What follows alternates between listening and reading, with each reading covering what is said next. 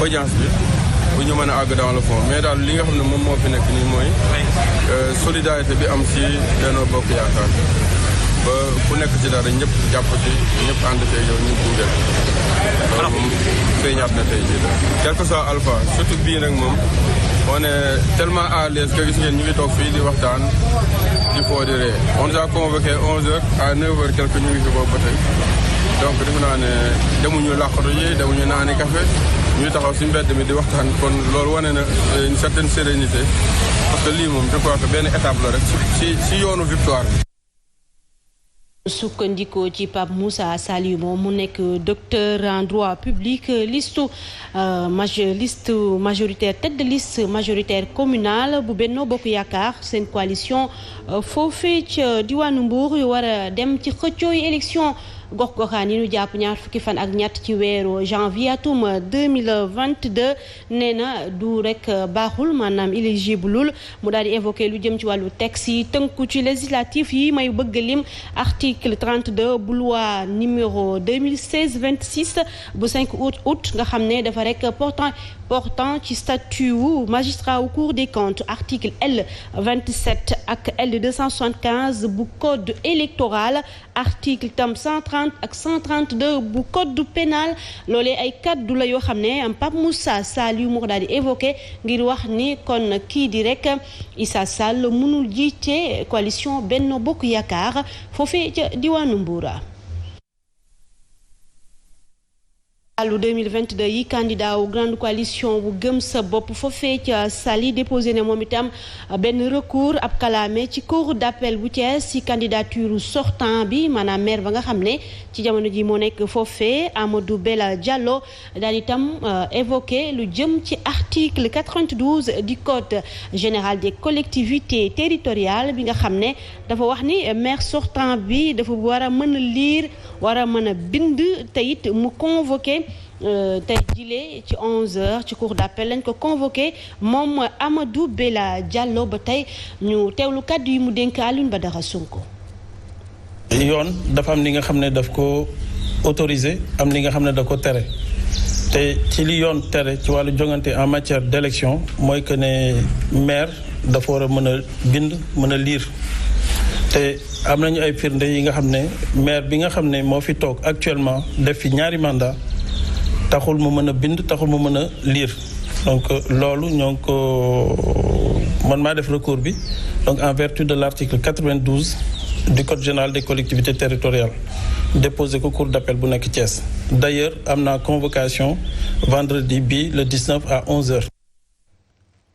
waxtaane ba tey ci lu jëm ci xëccoo gox-goxaan yooyu nekk ci sunu kanam ci Kaolack la ñuy wutali élection yu ànd ak dal ñi nga xamante ni si acteur la fexe ba loolee mën a am ñoom ñoo ko war a mën a liggéey moo tax ñoom ñu bëgg rek ñi soobu ci wàllum politique bi war cee xëccoo ñu jiital loolu bañ a rek jiital seen ay intérêt personnel ndaje gi ñu amaloon ak taskot xibaar yi ci lañu yëkkatee lu ni mel jàpp nañu ne bu ñu defee noonu danañu amal ay élection yoo xam ne xëy na jafe-jafe war naa mën a néew lool ñu tëgg ko ci démocratie ku ci nekk xëccoo ku mën sa moroom rek daal di duma Mbaye Ngom mandataire coalition ànd nawle ak liggéey moo waxtaan ak Aliou Kane.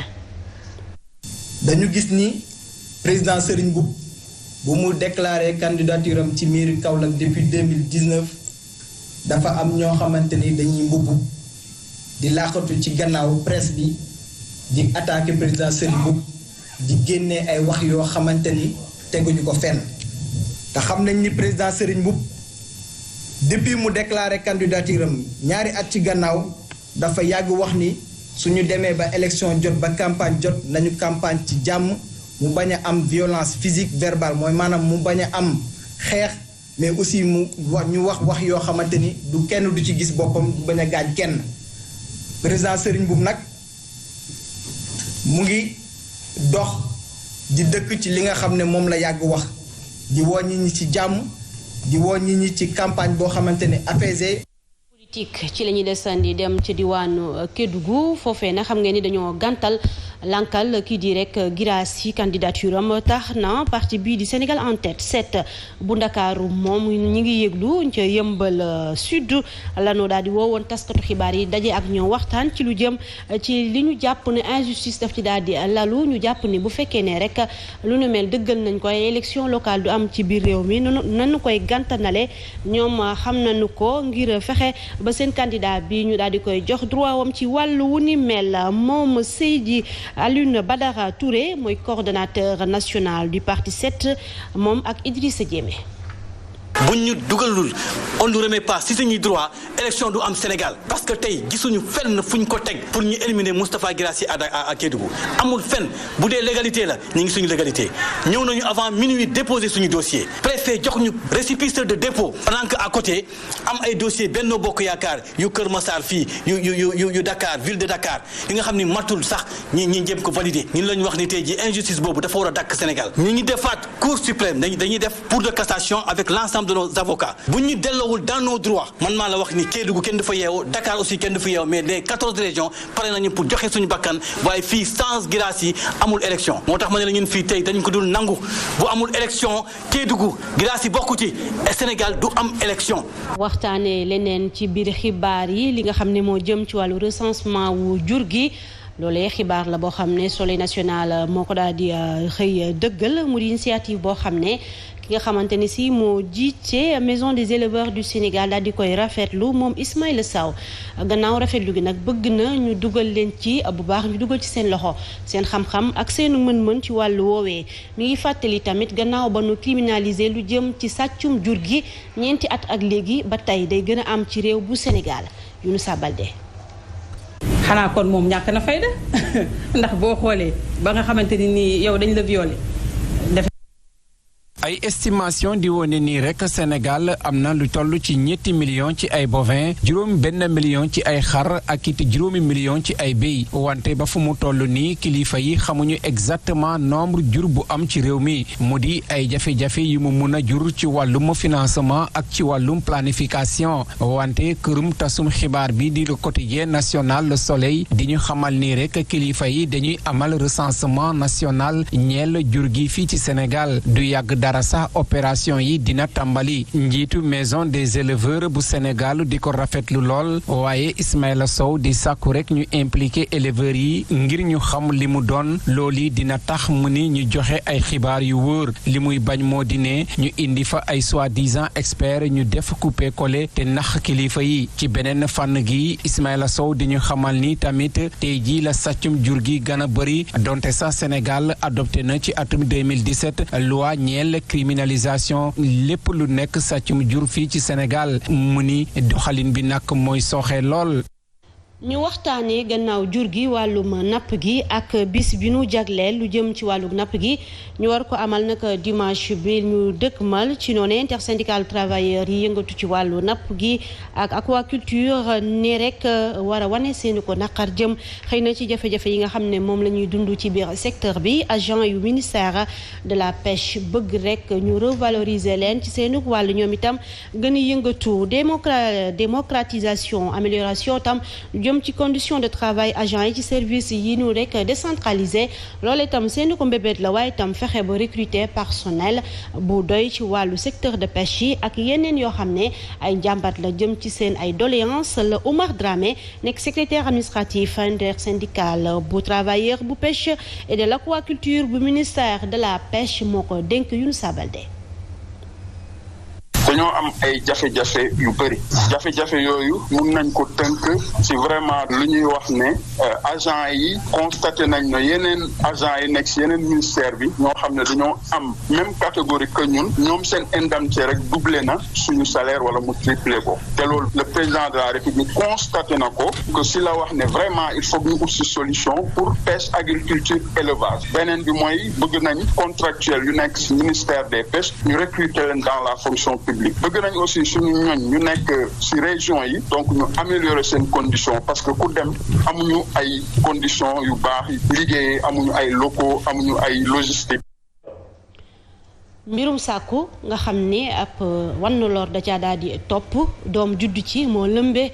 lu jëm ci actualité bi naka fan yële lépp waaye dafa gën a rek fés gannaaw ba nga xamee ne Miss bu atum 2020 daal dinay wax jafe-jafe yi nga xam ne dund na ko ci wàllu wu ni mel ki nga xamante ne si mooy organiser tam lu jëm ci wàllu Miss Sénégal Amina Badiane génn tam wax ji mu wax nag ñu bari ci biir réew mi rafetlu wuñu ko ndax nam mu ko waxee dafa tegginuwul jaaduwul ndax viol moom du am consentement luñ lay forcer lay doon ba tax na réseau bi ëmb Siggil Jigéen ñoom itam daal di wax ci seen wàll ci mbir moomee naqarlu ko ñaawlu ko te mu jóge ci jigéen ba tax na sàkku nañu ci ouverture information judiciaire ci wàllu wu ni mel Sadio Abibouka moo waxtaan ak moom. xanaa kon moom ñàkk na fayda ndax boo xoolee ba nga xamante ni nii yow dañ la violé defe naa ni viol de ñaar a koy séq. ñu violé yow la neex quand même magum jëm la de elle est majeure.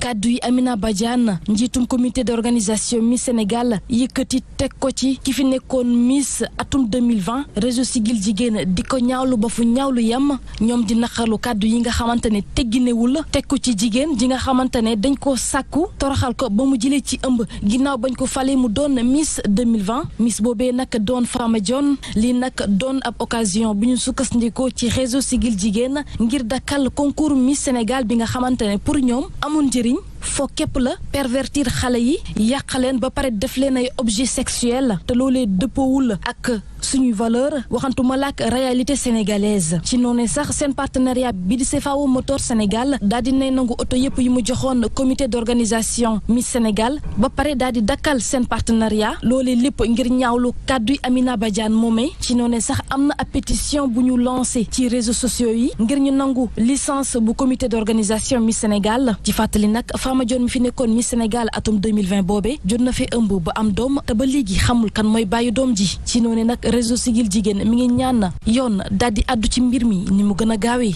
noonu lëmbee réew bu Sénégal di jégalu rek dikkaat ci wàllum napp gi ñu jox kàddu ñi nga xam ne ay acteurs lañ bu nu sukkandikoo ci ki yore kàddu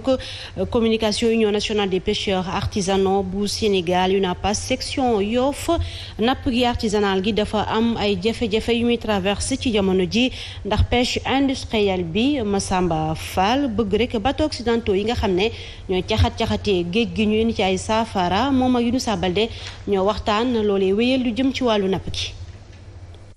tey la napp gi gën a métti lu ko waral mooy bateau yi nga xamante ne ñu ngi gën a bari si géeju Sénégal di gën a napp suñu jën bi di ñu toroxal tey jii ñu ngi jóge si liñ naan noppalaku gi ba le 11 doog a dem géej mais bañ ko fi defee gaal yi dañ doon jàpp jën bu baax a baax waaye yàlla dogal na bañ commencé waatee ak léegi gaal yaa ngi nii niroo ay meuble si géej gi loolu moom ça suffit largement pour que ñu xam ne bateau yi ñoo nekk di alak napp gu ndaw gi te bu continuer dina métti trop si mol yi di waxaat ci affaire conseil présidentiel biñ fi waxoon ne dañ koy wax organiser ko ngir defar napp gi ba fiñ toll nii dara lu leer teguñu ko ci table ji. ministère bi ñu dénk wàllu travail bëgg rek garantir protection sociale à toutes les couches de la population maanaam askan wi yépp ba tax na 3e édition bu conférence sociale sur la protection sociale jàpp nañu ko ñaar fukki fan ak juróom jàpp ñaar fukki fan ak juróom benn ci weeru novembre bi ñu daal di nekk ñu mën a rek jàpp laata ñuy amal boobi rek benn ndaje ak taskatu xibaar yi amal nañ ko ngir waxtaane lépp lu jëm ci wàllu woowee nga xam ne wax naa ko ci protection sociale ñu war ko waxtaane ak système de sécurité bu gën a ñoŋ tam bëgg nañu ko def ci wàllu woowee ngir askan bi gis ci seen bopp Abdoulaziz Sawda Baax Madani Mariga. si ñetteelu conférence sociale bu ñu dëgmal dinañ ci waxtaanee lépp lu jëm ci wàllu protection sociale ni ki noonu ay coppite yu nar a indi pour gën a ñoŋal liggéey ni ki noonu jëlee économie informelle yóbbu ko ca formel. xool naka lañ mën a defee ay procédure ak système bu bees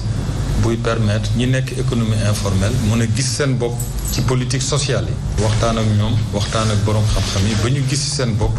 ba ëllëg ñu mën a am système de protection sociale. ay njuréef yu am solo amaloon nañ ko ci ñaari édition yu weesu yi rawatina ci lu jëm ci wàllu dialogue social ni ki noonu coppite ñeel réforme retraite yi. première conférence sociale bi moo permettroon ay jéego yu am solo ci wàllu dialogue social. mun nañu wax ne ci la ñu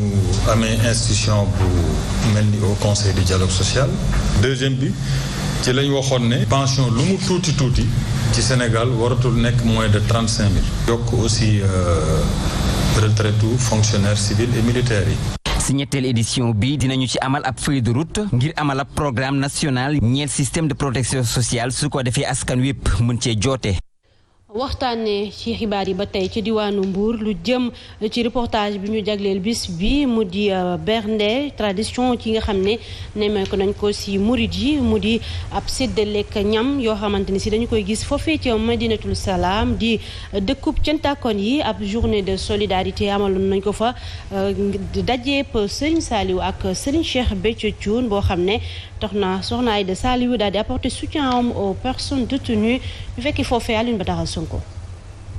doxalin la bi nga xamante ne ci yoonu murid dafa am solo lool ñu koy duppee bernde muy li nga xamante ne dañuy faral di togg ay ñam yi nga xamante ne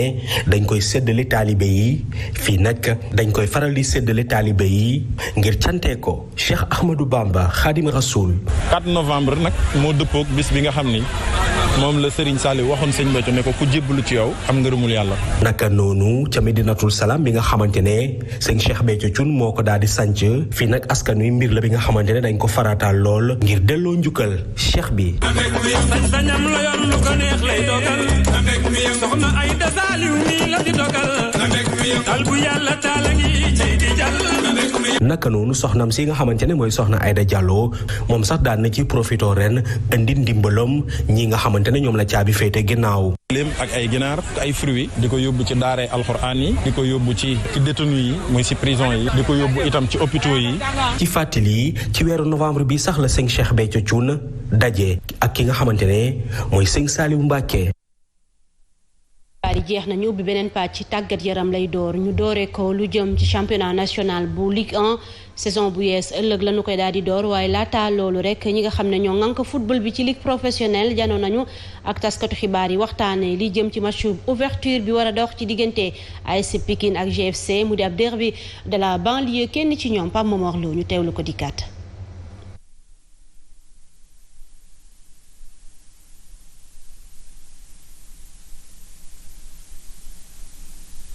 niveau d'organisation bi il faut ñu améliorer ko loolu moo waral ligue bi saisir recommandation yooyu wax ni que démarrage saison 2021 bi am na aspect marketing comme ni ko Souleymane waxee sànq mais aspect marketing bi li ko gën a waral mooy ñu fexe ba public sénégalais bi gën a collé wu au championnat national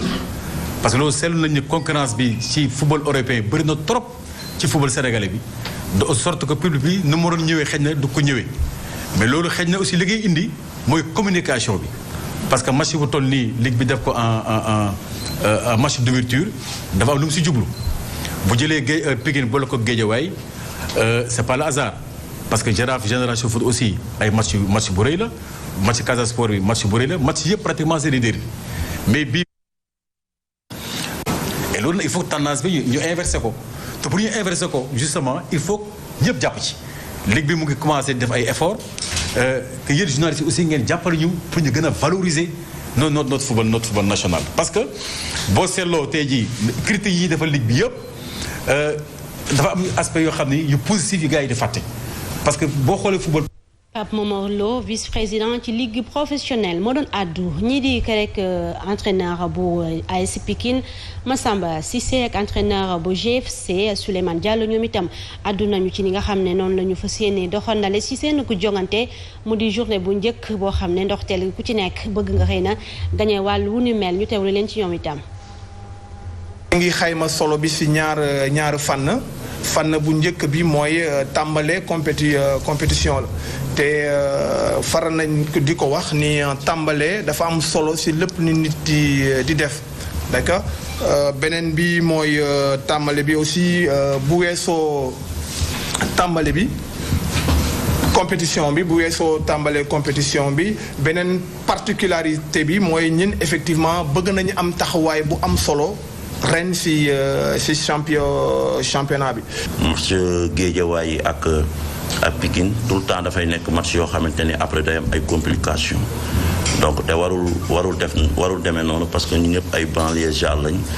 ñun ñoo bokk suñu banlieue donc war nañu fexe ba nga xamante ne match bi daal ñu jouer ko ci fair play et que le meilleur gagne ñu ñaan yàlla aussi mu may ñu ci ndam parce que tamit ñun ñooy recevoir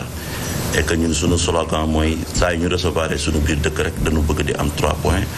et buñ ko amul aussi ñu am la fa la ci des mais il nous faut des points donc parce que noonu la booy recevoir sa biir dëkk man li ma jàpp mooy tout le temps da ngay jéem a gagné xam nañ ne nag en face donc du nekk équipe bu ndaw la ñuy daj. aywa mi ngi noonu loolee itam la ñi nga xam ne ñoo jiite supporters yi xamle ne ci fair play rek lañ koy def dina am folklore dina am ambiance dina am couleur tam jëm ci wàllu woowee man nag may doon ganuk caat ci match boobee ñu desandi ci wàllum programme Ligue 1 bu Sénégal kon samedi match boobee kese mooy am ci diggante AS Pikine ak GFC bu 16h30 am jotee lay am foofee ci stade Alassane Djigo bu Pikine waaye dinañu ko wéyal US Gorée ak Sineps dinañu ci rek laale ñi di waa Génération Foot ak Jaraaf bu ñu mënee gis programme bi ngir jëmmal li may wax Casa Sport ak Dakar Sacré-Cœur tam dinañu ci laale AS Douane ak Teungueth FC Jambar FC ak Njambour bu Louga sama dëkk ba Linguère ak Mbour Petite Côte kon ñoo ci daje bu dee Ligue 2 bi moom Walidane ak Demba Diop Amitié ak Port Oslo Kër Madior Duc Thiès FC Jamono Fatick ak NGB Ñaari Tali Stade de Mbour ak Wakam Renaissance ak Sonacos kon ñoo ciy daje ngir ñoom itam ñu sóobu bu baax a baax ci li nga xam ne mooy ndoxteelu saison bi ngir xëccoo ba war a tar lool ca mujjantal gaas lëf la woon ci tàggat yaram ñu sóobu ci beneen ponk bu mujj ci xibaar yi yéen kaay li ñu xëy fësal Mantulaay Cubundooy moo ko nafara.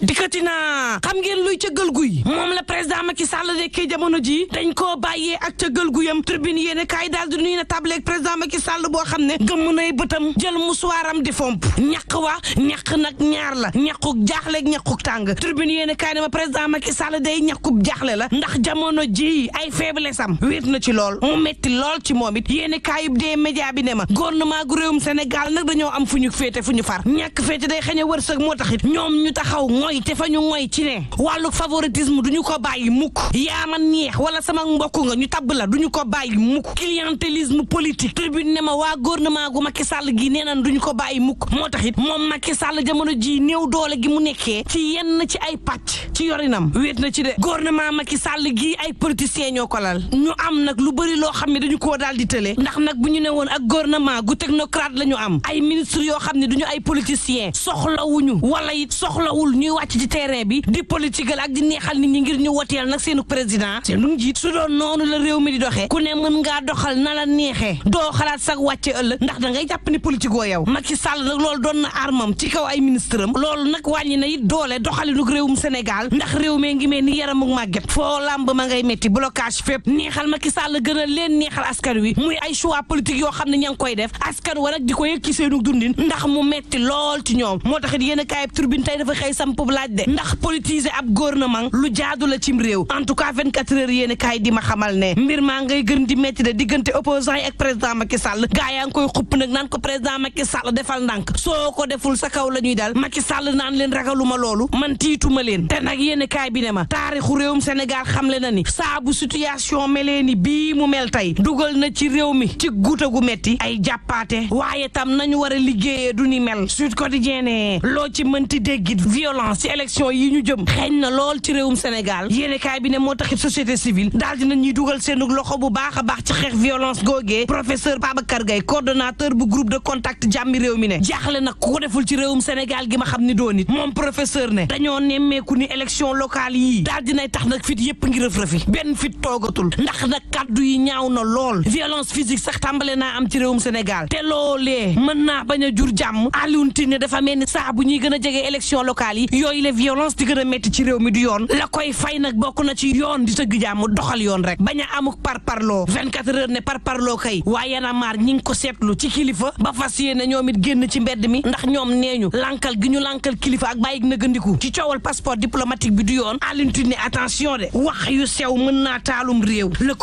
quotidien ne yana maar day ñoom ña ngay waajal ay manifester en tout cas professeur Babacar Gaye ne ci Sud Quotidien violence daal mi ngi xeeñ ci réewum Sénégal Aminata Touré ci laas yéene kaay ne dañoo war a bàyyi nag fontoo gi ñuy fonto askan wi waaye tam taal gi ñuy bëgg taal réew mi ndaw yi ñuy jël di leen jëfandikoo ñu leen di xeexal ak di taal réew mi la ñu war a bàyyi Pape Sadio Thiam journaliste 24 heures yéene kaay ne ma ne la politicien boo xam ne mënoo xamoo nga tële kooku dong moom mooy violent ak fitnalaate critique yéene kaay ne moo ne day moom Barthélémy Dias dafa mel ni ku jënd glace de waxeet la daal di def dafa ne woon doxantu gi force la da koy amal ne woon ni coowal Ndiaga Diouf ko ci woo benn yoon atte wuñ ko du demaat deltu na ci ginnaaw nee na dina wuy ji ci coowal Ndiaga Diouf gi te doxantu gi moom dakkal na ko ba jamono neex fa jamono neexee l'évidence yéene kaay ne ma moom moo di nag ci diwaanu Diourbel tête de liste proportionnelle bu coalition wàllu Sénégal moo dem fekk nag liste bu Benno Bokk Yaakaar moom waa wàllu boobee dafa daal di bàyyi candidature am moom Malo Ba dem nag fekk ji Pape Modou Fall ak Dame Diop Vox Populi ne li am Diourbel kay mësta am ci réewum Sénégal le quotidien ne beneen kaade am na ci yooyu la élection cour d'appel bu Kaolack nag ñu daal di koy saisir gannaaw bi nga xam ne war nañu déglu Cheikh Issa Sall tey beneen cas bi moom moo di Amadou Lamine Dieng dañoo def recours nag ci candidature am ndax nee ñu moom it ni kaaw Cheikh Issa Sall rek ab magistrat la warta def politique tribune yéene kaay ne Thierno Alassane Sall day candidat la ca mairie bu Thiès laas yéene kaay ne Thierno Alassane Sall amul lu mu yàqul Idrissa Seck ci fukki at ak juróom yi nga xam ne géré na ko mairie bu Thiès nee na defu fa tous moom Idrissa Seck Yankhoba Diattara mel ni ku daan ko talaguma la ci 24 heures yéene kaay xaaral ma tontu Talla Sylla ba noppi Yankhoba ni ko Talla Sylla ñoo la dénkoon te daañu ko nangu ci yow Thiès nga bëgg ak nga bañ Abdou Coupe Idrissa Seck la Yankhoba Diattara ne ñamay attaqué warta jaaxal kenn ay maire lañu ñu bëgg leen fa sempi samp keneen loolee moo leen tiital waaye jarta tiit jarta ragal ndax man Yankhoba Diattara may nekk maire ndax sunu moomeel la ñuy nangu si critique yéene kaay ne élection locale yi loo ci mënti dégg du yomb ci waa Benno Bokk Yaakaar benn yoon ndax itam jamono ja muy am askan bi ci boppam ñoo leen wóolootul jéppi nañu leen dem sax ba leen di défier le